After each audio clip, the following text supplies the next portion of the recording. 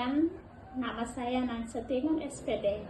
Saat ini saya akan melakukan analisis 9 langkah pengambilan keputusan sebagai pemenuhan tugas pelatihan bakal calon kepala sekolah.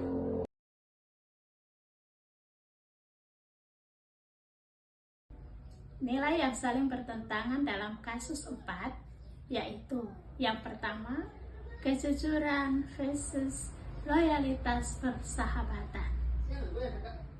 Tari menghadapi dilema antara bersikap jujur dan melaporkan tindakan Rara atau tetap setia menjaga hubungan pertemanan.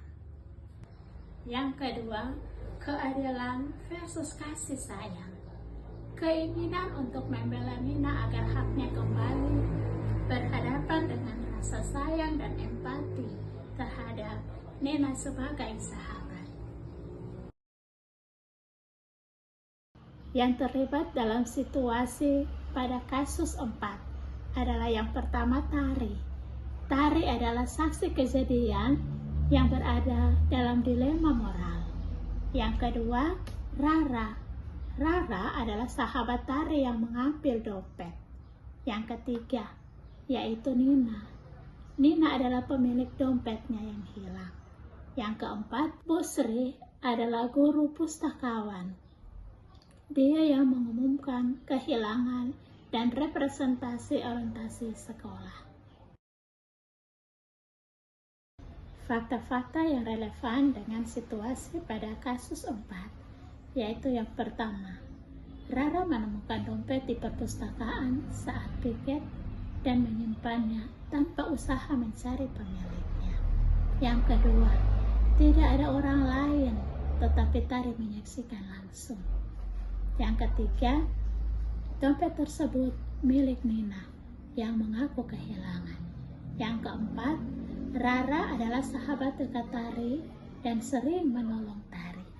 Yang kelima, Tari tahu tindakan Rara salah, tapi takut merusak hubungan persahabatan. Pengujian benar atau salah yang mana bisa dilakukan, yaitu yang pertama, uji legal.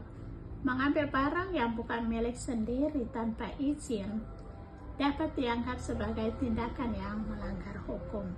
Yang kedua, uji regulasi. Tindakan Rara bertentangan dengan nilai kejujuran yang tertuang dalam tata tertib sekolah. Yang ketiga, uji intuisi. Hati nurani Tari merasa tidak nyaman menyaksikan tindakan sahabatnya. Yang keempat, uji publikasi. Bagaimana jika tindakan ini tersebar di media sekolah? Akan mempermalukan Rara dan memperlihatkan ketidakadilan. Yang kelima, uji panutan atau idola. Apa yang akan dilakukan seorang tokoh panutan seperti Ki Hajar Dewantara? Ia pasti akan menegakkan kejujuran dengan cara yang mendidik. Pengujian paradigma benar lawan benar yang mana bisa dilakukan, yaitu yang pertama, kebenaran versus kesetiaan. Tari harus memilih antara mengungkap kebenaran atau menjaga kesetiaan terhadap sahabatnya. Yang kedua, individu versus kelompok. Kepentingan pribadi, persahabatan dengan Rara versus kepentingan komunitas, menegakkan kejujuran di sekolah. Yang ketiga, keadilan versus kasih sayang, menegakkan keadilan untuk Nina versus menunjukkan kasih sayang dengan melindungi Rara dari konsekuensi. Prinsip resolusi yang mana bisa dilakukan, yang pertama, berpikir berbasis rasa peduli, care basic thinking, mengedepankan empati kepada semua pihak yang terlibat, termasuk Rara dan Nina. Yang kedua, berpikir berbasis peraturan, role based thinking, mengingatkan bahwa ada aturan dan nilai sekolah yang harus ditegakkan. Yang ketiga, berpikir berbasis hasil akhir, end-based thinking, mempertimbangkan dampak jangka panjang sayang jika tindakan Rara dibiarkan akan merusak budaya kejujuran di sekolah. Opsi lain yang lebih kreatif, adil, dan bijak yang bisa dilakukan, Tari bisa terlebih dahulu berbicara secara pribadi dan jujur dengan Rara, menyampaikan bahwa ia melihat kejadian tersebut dan mengajak Rara untuk mengembalikan dompet secara sukarela atau mengakui kesalahannya kepada guru. Jika Rara menolak, maka Tari perlu melapor ke guru secara bijak dan bertanggung jawab sebagai bentuk keberpihakan pada nilai kebenaran. Keputusan akhir yang dapat diambil sesuai dengan analisis kasus 4 adalah saya akan mengambil keputusan untuk mendorong Rara mengembalikan dompet secara sukarela dengan dukungan dan pendampingan moral dari saya. Jika Rara tetap tidak mau mengembalikan, maka saya akan melaporkan kejadian ini kepada Bu Sri secara pribadi.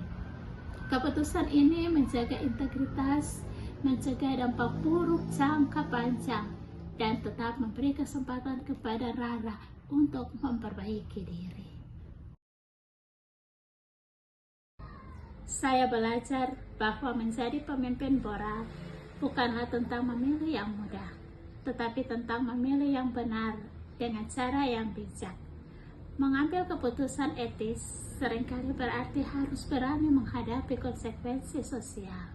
Namun, ketika kita berpihak pada nilai-nilai kebajikan seperti kejujuran, tanggung jawab, dan kepedulian, kita sedang membangun budaya integritas yang lebih besar di lingkungan sekolah. Di masa depan, saya akan lebih siap mendampingi siswa dan guru dalam menghadapi dilema moral dengan pendekatan empati, dialog, dan tanggung jawab.